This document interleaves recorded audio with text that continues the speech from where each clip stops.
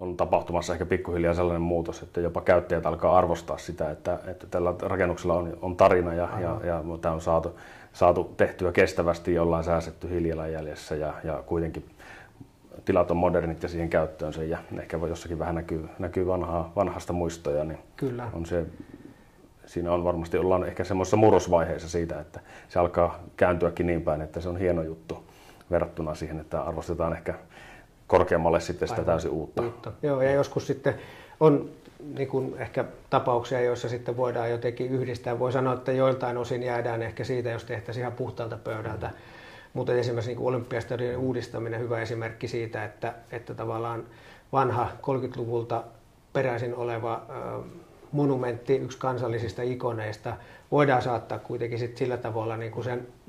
alkuperäisen käytön, eli monitoimiareenan tyyppiseen uusiokäyttöön, niin että se toimii aidosti kuin uusi areena. Toki siihen joudutaan satsaamaan aika paljon, niin kuin jouduttiin satsaamaan tässä, mutta esimerkiksi sitten nähtiin, että nyt ensimmäisen täyden vuoden aikana, kun siellä on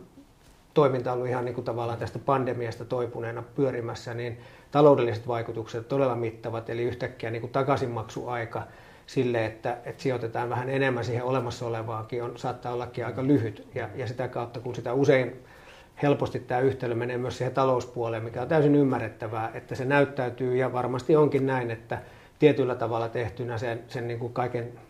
lanaaminen maan tasalle ja sitten tekeminen puhtaalta pöydältä voi olla niin kuin siinä hetkessä kustannustehokkaampaa, mutta sitten jos otetaan huomioon nämä niin kuin tavallaan energiataseet, mitkä siinä on jo sijoitettuna ja sitten ehkä nämä kulttuuriset arvot, niin mä uskon, että nämä tulee nousemaan yhä enemmän niin kuin arvoonsa ja on oikeastaan osa sitä kokonaisharkintaakin siinä. Mutta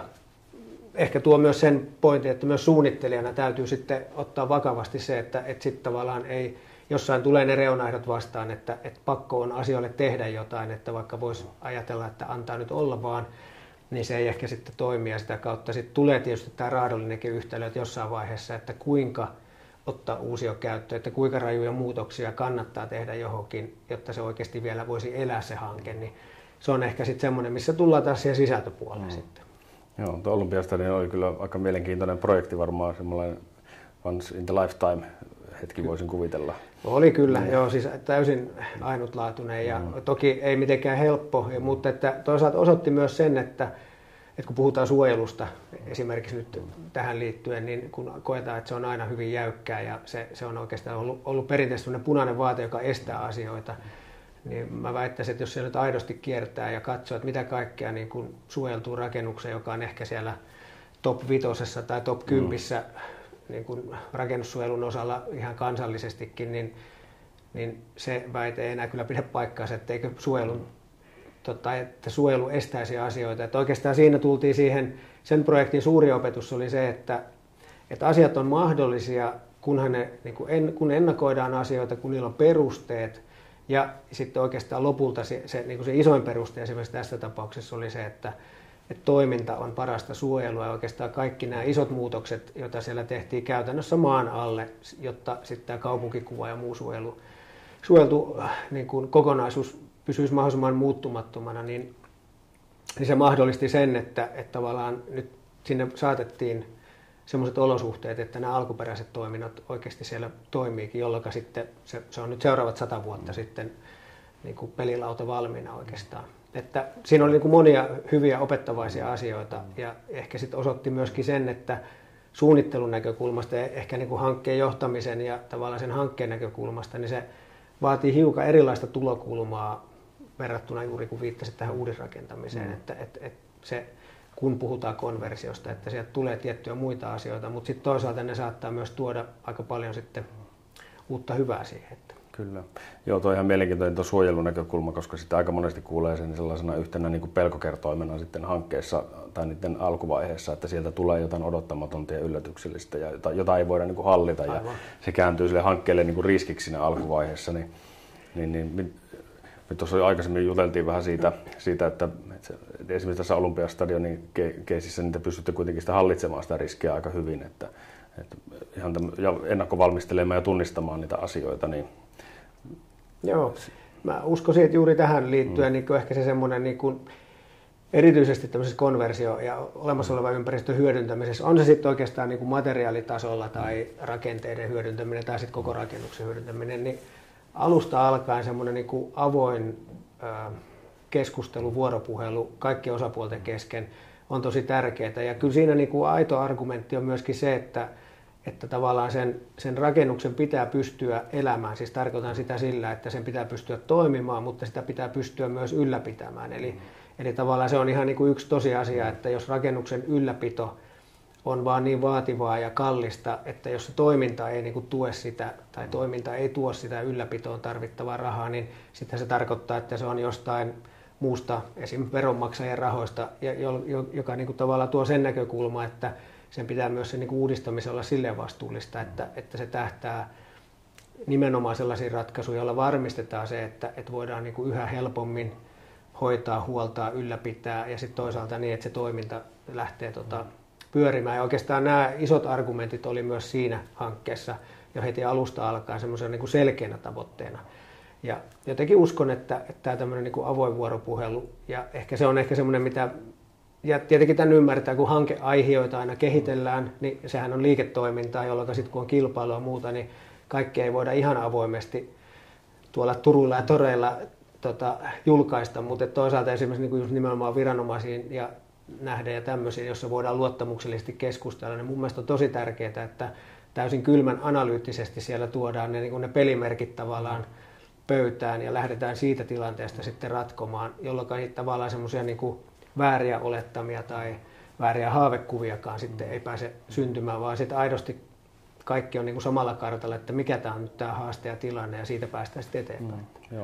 Joo, ja tämä on ihan mielenkiintoinen juuri, että me tuossa just konversioitiin tai peruskorjattiin uuteen käyttötarkoitukseen tämä vanha KY-talo, josta tuli tämä Kulma 21 toimistohanke, ja siinä vaikka se ei olekaan nyt niin suojeltu kohde missään tapauksessa kuin Olympiastadion, mutta kuitenkin sitä kuuluu siihen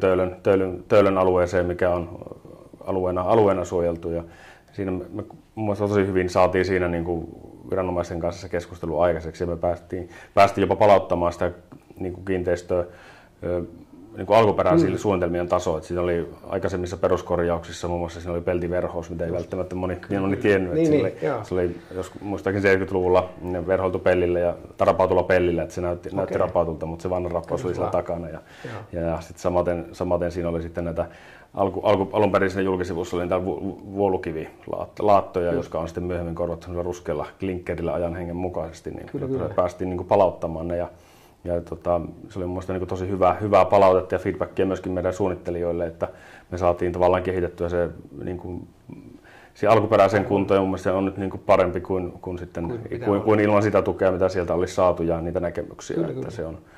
niin kuin, lopputulos on tosi hieno. Hyvä esimerkki, ja että löytyy tämmöisiä niin kuin win-win-asioita, ja voin kuvitella, että nämä niin kuin alkuperäisten asioiden palauttaminen tai löytyminen oli myös sitten taas se asia, jolla sitten vähän niin kuin kenkälusikkana toimien ne edesauttoi joitain sellaisia ratkaisuja, jotka on sitten vähän vaikeampia, mutta heti kun ne on niin kuin perusteltuja ja siis kokonaisuus on niin kuin enemmän plussan puolella, niin mä uskon myös juuri tämän tyyppiseen niin kuin keskusteluun. Ja itse asiassa teillähän oli sitten, jos mietitään ihan niin kuin, mitä puhuttiin tuossa aikaisemmin, niin tavallaan jos mennään sitten ihan niin kuin detaljitasolle, niin muistelin, että kerroit, että oli tosi hyviä kokemuksia toisesta hankkeesta, jossa sitten niin kuin tavallaan se ei pelkästään suunnittelupöydällä, vaan nimenomaan siellä toteutuksen aikana tämä niin kuin kiertotalous tai teema oli aika vahva ja nousi tosi innovatiivisesti esiin. Joo, se oli ihan totta. Tässä meidän Ratamestarin kadun hankkeessa, mikä tehtiin Senaatin kanssa yhteistyössä. Ja siellä tosiaan asetettiin tosi korkealle se jo niin kuin Senaatin puolelta se kiertotaloustavoite. Ja me vähän oltiin epäileväisiä se hankkeen alussa siihen, että niin tämä onnistuu. Mutta ajateltiin, että kyllä me tähän niin rohkeasti lähdetään ja luvattiin tehdä parhaamme tilaajalle sen suhteen. Ja lopputulos oli se, että me saatiin sen työmaaporukka innostumaan siitä, jolloin he pystyivät tuottamaan koko ajan myöskin ideoita siihen, että mitä säästämällä ja säilyttämällä tai vähän muokkaamalla ajatuksia, niin saatiin sitä kiertotalouden niin kuin astetta nostettua ja mä uskon, että se lopputulos on niin kuin monin verran parempi kuin mitä ilman sitä generointia, mitä siinä hankkeen aikana tehtiin, niin saatiin syntymään tosi hyvä tulos. Mutta se vaatii sen, että se porukka innostuu ja lähtee tekemään sitä kohti yhteistä tavoitetta. Että siinä on, niin kuin sitten, on tilaaja, käyttäjä, suunnittelijat ja urakoitsija edustajat on niin kuin mukana siinä ja kaikilla on niin kuin yhteinen targetti, niin saadaan kyllä tehtyä tosi hyviä juttuja. Ja kokonaisuutena niin mä näkisin, että siinä hankkeessa se ei loppujen lopuksi rahantalouden kannalta niin kuin tullut kokonaisuutena kalliimmaksi. Me ehkä se jopa säästettiin siinä. Toki kun tarkastellaan jotain yksittäistä ratkaisua, niin varmaan johonkin käytettiinkin enemmän rahaa kuin mitä sen uudelleen tekeminen olisi vaatinut, mutta sitten osa niistä tuotti selvää säästöä myös, että se kokonaisuus on sitten niin kuin, ja rahatalouden kannalta niin kuin voittopuoliseksi. Tämä on ehkä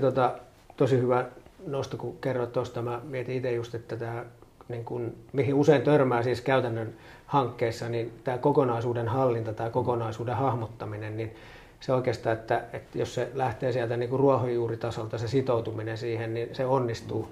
Ja sitten siihen ehkä törmää, ja se on mun mielestä yksi haaste tässä vielä, että kun tavallaan ja ymmärtää hyvin, että kun kaikki hankintaketjut ja tämän tyyppiset asiat on niin kuin tavallaan liinattu hyvin tiukoksi, niin kuin hyvin optimoiduiksi, niin usein sitten siinä käy helposti niin, että se kokonaiskuvan hallinta jää jollekin muulle, tai sitten sitä sanotaan, että se kokonaiskuvan hallinta jää vähän niin kuin sivuun siinä, jolloin sitten saattaakin käydä niin, että juuri aika pienienkin artikkeleiden osalta se yksittäinen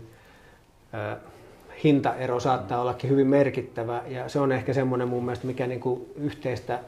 tämmöistä uutta ajattelua vaatii näissä hankkeissa, että tavallaan mietitään aidosti, että onko niin kuin tavallaan vaikka niin kuin numerisesti näyttäisi, että joku asia niin kuin sanoit yksittäisenä on, mutta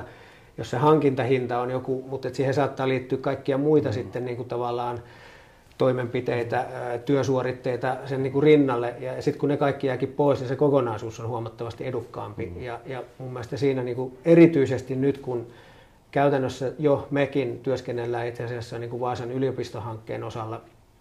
rakennusten parissa, jotka on niin kuin 90-luvun lopusta 2000-luvun alusta, eli itse asiassa ollaan jo aika lähellä tätä hetkeä, ja itse asiassa uusiokäyttö siellä ei tarkoita niin kuin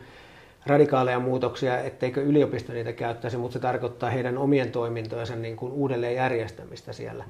Niin sitten taas sen ajan arkkitehtuuri hyvin pitkälti jo alkanut olla niin kuin, ei niin kuin materiaalipainotteista, vaan tuotepainotteista. Eli totta kai kaikki on materiaalia lopulta, mutta niistä materiaaleista sen sijaan, että esimerkiksi ajatellaan 30-luvun arkkitehtuuria, niin betonia on valettu, ja se niin kuin valettu betoni on sitten siinä paikallavalumuodossa, mikä ikinä onkaan. Sitten pikkuhiljaa on siirrytty siihen, että on elementoitu betonia tai muuta, mutta nyt jo 90-luvulla, 2000-luvun alussa, niin alakatoista lähtien kaikki on sellaisia niin kuin osasia, siis tavallaan, joita asennetaan tai laitetaan paikalleen. Ja miten sitten suhtautua siihen, miten hyötykäyttää niitä, kuinka paljon niistä saadaan ehjänä alas ja kuinka paljon voidaan käyttää sellaisenaan ja miten korvata, niin se onkin yhtäkkiä itse suunnittelijallekin aika kiinnostava haaste, koska se on jo niin lähellä, että tavallaan.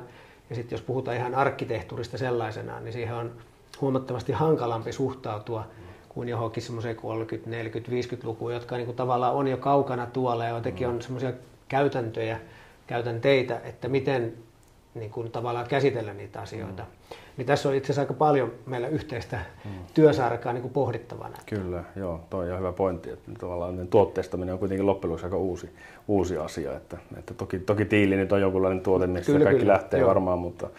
kuitenkin, että ollaan oltu aika erilaisessa maailmassa tosiaan vielä 50-luvulla siinä mielessä.